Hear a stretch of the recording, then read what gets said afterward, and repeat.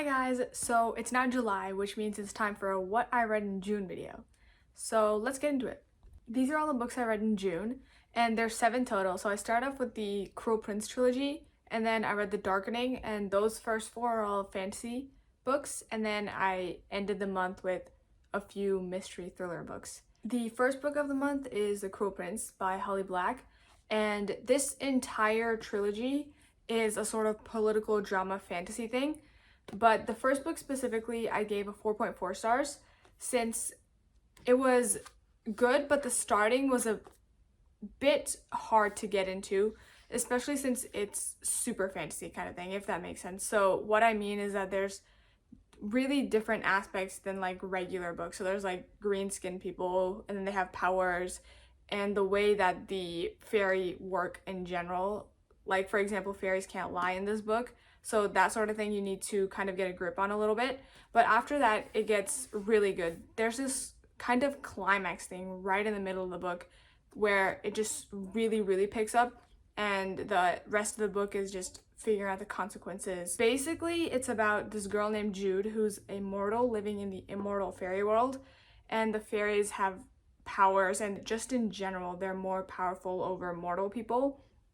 So this book specifically, you get a lot of the motivation that Jude feels to get power.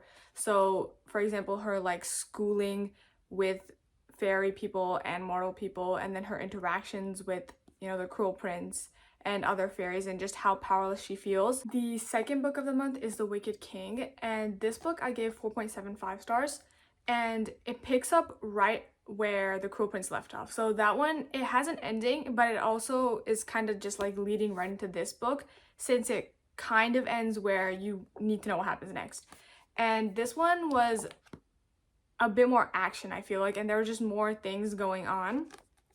And especially by this book, you get a lot more of the political drama feel. There's a lot more interaction between Jude and Cardan, who's the Cruel Prince from the first one, and there's a lot more development there. So yeah, 4.75.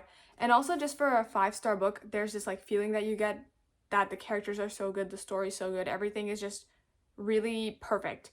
And I didn't get that for this book specifically. The next book I read is The Queen of Nothing, and this book I did give 5 out of 5 stars. I think it's a really good ending to the trilogy. It just closes everything well, cleans up all the problems. And by this book, there's just so much development from where Jude was in the first book to the third book, and just all the things that she goes through and how those all line up to bring on the ending of this book, if that makes sense. And also, there's just a lot more things going on with regards to the plot. These 3 books together, I would call a 5-star series, since just from book 1 to book 3 is just really good. The plot, Jude's development, the development of the fairy world as well is just really good, and it's really fun to read about. After you get past the bit of world building fantasy situation in book 1, it's really, really good. The political drama aspect to it really does come in as well.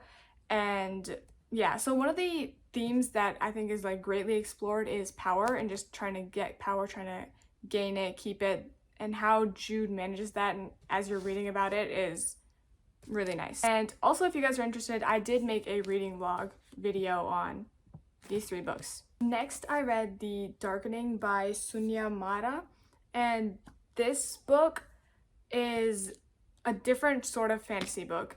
I gave this one 4.5 stars. The whole basis of the book is this girl Vesper lives in the 5th ring, and that's how the city's done. So in rings, where all the first class, high, rich people live in the 1st ring.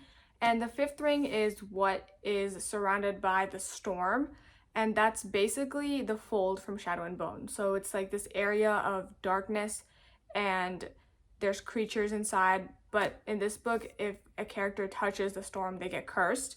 So the whole city or state or whatever is in peril because the storm is moving in constantly and just like enveloping each of the rings. So everybody is like scared of the storm, and they're trying to kind of defeat it and escape it. So this book follows a girl named Vesper and how she is on this quest to kind of get close to people in the inner rings so that she can save her father who's imprisoned there, and how that all unfolds and her interactions with these high class people, and how this whole kingdom area is trying to stop the storm from spreading and like taking over the entire kingdom. The first 7 chapters I found quite boring. I feel like there wasn't enough going on to have the need of 7 chapters. I feel like the book could have just started with a quick chapter giving the background to the world and everything that happened in those first 7 chapters, and the book could have just started there. But once Vesper meets this guy whose name starts with the letter I don't really remember his name, but once she meets that guy, the whole plot actually starts, and that's where Vesper goes from the 5th ring to the 1st or 3rd ring, and where she starts meeting all these high class people and how all those people are working to try to stop the storm as a kingdom. But it is a very different sort of book, and I did enjoy it. Also, just the ending, the last 15 pages, there was just so much going on. Like, honestly, I cannot tell you what happened. There was just so much. But you can understand the basis. You just don't understand the details and the why and the how and that sort of thing. You just know that it went from here to here, if that makes sense. After that, I started reading mystery thriller books, and I started off with The House Across the Lake by Riley Sager, I think is how you say his name. And this one is honestly a really well-written mystery book, or mystery thriller book, since every time he writes something, he makes you think one thing, but in truth, it's another thing, and you don't even figure that out until like much later in the book. So it's told between before and now perspectives, and as you're getting a lot of the background before information, you get like a page or 2 of the now situation, and you can create your theories. But for me, not all of them were even close. Like, one of them was like, okay, maybe maybe if I thought more, but the whole book is just plot twist after plot twist after you get to the halfway point, page 175 in my book. The basis is there's this girl named Casey who is a theater actor or something, and she's living in her house, which is on this lake, and there's only like 4 or 5 other houses there. And across from her house is this glass house where you can literally see what's going on inside, and Casey's just spying on those people who are living there. So it's a businessman and his wife who's a retired supermodel or something, and Casey is just like watching things through her binoculars and just seeing things that she shouldn't be seeing. But she basically sees something one day, and that just spirals off, and she makes her theories, and you're reading about her interpretations of what's going on, and you're making your own theories, and in the end, it's just really crazy. So yeah, it's also kind of funny in just how Casey doesn't have like much self-control in trying to not watch those people in the house across the lake. It was a really good mystery thriller book though, written really well, but the first 175 pages I feel like were kind of hard for me to get through, but there was still a lot going on. It's just that the print in this book is just really small, and it's a tall book. Like, there's a lot of words per page. All of that put together, I gave this one 4.5 stars, and yeah, it's a really good mystery thriller book though. So yeah, it's also set in contemporary time, so there's like references that you would know, if that makes sense. The next book I read is Rock, Paper, Scissors by Alice Feeney, and this is another mystery thriller book that I heard a lot of good things about. And the basis is that this married couple are having trouble with their marriage, so they go to this place in Scotland for like a weekend getaway in hopes of saving their marriage. But the thing is, that place in Scotland is a bit sketchy, and there's things going on there. So trying to save their marriage plus figuring out the whole situation of this place, you get the characters' perspectives, and also every 2 or 3 chapters, you get this letter that the wife writes to the husband in the previous years of their marriage, and you just see the progression of how it goes and where it starts to get into problems and how that builds up to the current situation in Scotland. So I gave that book 4 out of 5 stars. I didn't enjoy it as much as The House Across the Lake, but I still found it really interesting and also just random.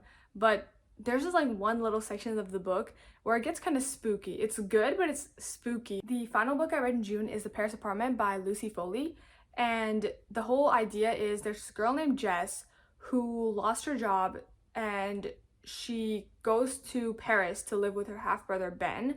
But the thing is, when she goes there, Ben isn't there. He's missing or something, and Jess doesn't know what happened to him. And she's trying to figure out where he is, what's going on.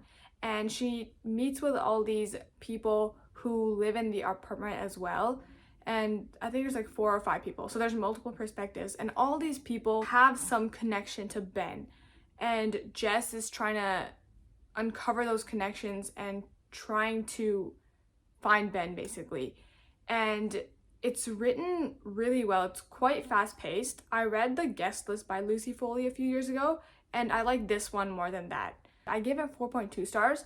It was really good. I was rating it in terms of between Rock, Paper, Scissors and The House Across the Lake, but some parts of the book I didn't feel like added enough to have that section there, if that makes sense. It was a bit more fast-paced, and there was a bit more action going on in terms of Jess meeting all these people and trying to piece together the situation as you also try to figure out what's going on. Those are the books I read in June, some mystery, thriller, and fantasy, and those are my favorite 2 genres, so clearly everything is rated quite high. I think the lowest one was 4 stars, so yeah, if you guys enjoyed, make sure to like, comment, subscribe, whatever you guys feel like doing, and I will see you in the next video.